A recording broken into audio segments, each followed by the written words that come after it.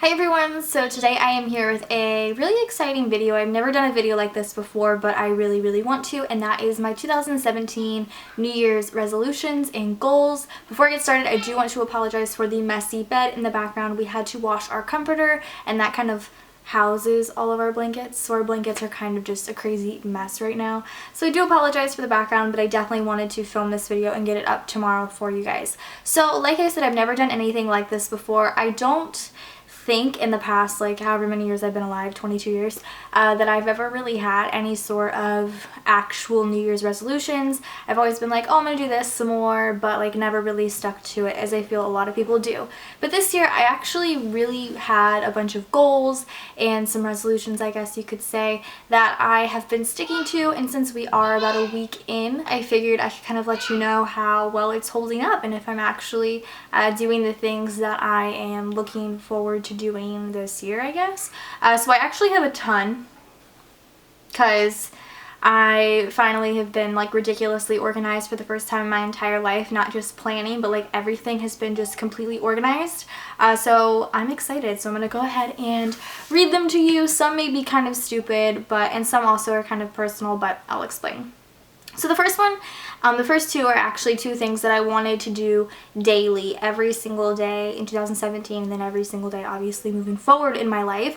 And the first one is to clean up our living space daily. So every single night before I go to bed, I just want to tidy up sort of like our living area, so our dining room, our living room, and our kitchen, just the open space that I guess is what we use the most. I mean, obviously in our bedroom's kind of always crazy, but just like the space that people come in and see, and then the space that we live in. So every single night for the past week I have been able to do it. It was kind of hard yesterday because I came home from work. I had worked a full 8 hours. I came home, I wrote a paper, and I took a quiz, and I sat in bed for maybe 5 minutes and was like, I don't even want to move, like I don't want to get up. But I forced myself to get up and clean, and it was really nice, and I was very happy with it when I woke up this morning and walked out into our kitchen, and it was spotless. So what I mean really by tidying up is I pick up all of Avery's toys and put them away, clean up the blankets that are on our couch, wipe down the counters, do the dishes, sweep or vacuum, and I've been able to keep up with it, and so far it's been really nice. The other one, again, is something I want to do every night, but that is just to wash my face every single night. Again, I have kept up with it, which is really nice. I used to be super into skincare when I worked at Sephora 4 years ago. That sounds weird to say 4 years ago. But yeah, when I worked at Sephora 4 years ago, I was really into skincare, and I sort of fell off of the whole skincare train when I got pregnant with Avery because I couldn't use the cleanser that I really wanted to because it had salicylic acid in it, and you're not supposed to use that when you're pregnant. So after that, I never really got back into skincare ever since having Avery. I haven't really washed my face too often, which is really bad. So I have been keeping up with it, and I'm waiting to purchase more, not like necessarily expensive things, but more skincare related items until like I know for sure I'm like keeping up with it. So I've been using just the Murad cleanser every night, which is my favorite. It's the salicylic acid, the acne one, an under eye cream, and a moisturizer. And then I just recently got a moisturizer for in the mornings or before I put on makeup, and it's a really cheap one. It's a Target brand, Up and Up oil-free facial moisturizer for sensitive skin. I got that before I wear makeup. It's the first time I'm wearing it today, and I do really like it. But yeah, just to kind of keep up with my skincare. The next thing is something that I did today as well, and that is to get back into beauty videos more and do my makeup more often. So I did my makeup pretty differently than I normally do today. I went with more like warmer tones, and I'm wearing these just like ridiculous lashes that I would never ever reach for. But I haven't worn makeup too often. The only times within the past maybe like year and a half that I have worn makeup is to film sit down videos, so videos like this, and when we maybe go out to eat I'll put on a little bit of makeup, but other than that I don't really wear makeup that often, and I just want to get back into it. It was such a huge part of my life for such a long time, and I still really do love it, and I love experimenting with colors and I don't know, feeling just really confident in myself and my face. But yeah, so I want to get back into that more, and with that I want to get back more into beauty videos and doing more tutorials, and if I purchase makeup hauls, which I haven't done in a very long time, reviews, things like that. I just want to get back into it.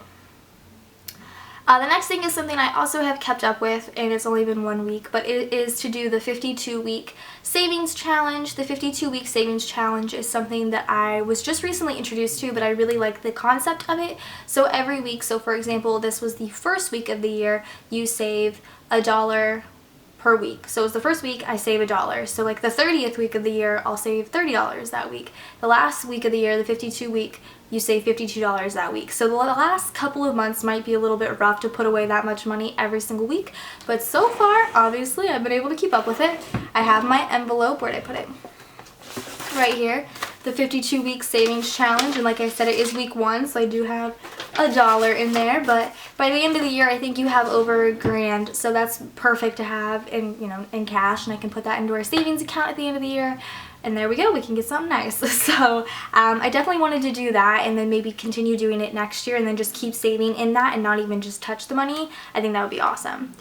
The next thing is to get a present for every loved one's birthday. I was able to do that last year for all of my family's birthdays, and it was a lot of fun to do that. I had never done that previously, and I kind of went a little bit themed with the presents. It was really fun, but I want to do that with not only my family but also my friends. I was able to do a couple friends last year, but I definitely want to get every single person that I love a present this year, whether it be something small or something sentimental or something large and crazy. I just want to be able to do that, and that's something I love to do, is giving gifts. So that's just like a silly one, but I want to do it. The next one is another sort of silly one, but that is to be proactive about decorating. We have a ton of things. We have like prints and we have canvases and we have all sorts of things that we need to hang up, but we just haven't done that yet, and we've lived here for like 7 months. So I want to just be a little bit more proactive about decorating, like with that concept, and then also like as the seasons go, like get like spring themed stuff and just decorate around that, especially because I think we're going to be in this apartment for maybe another year or so. So I just want to decorate a little bit more.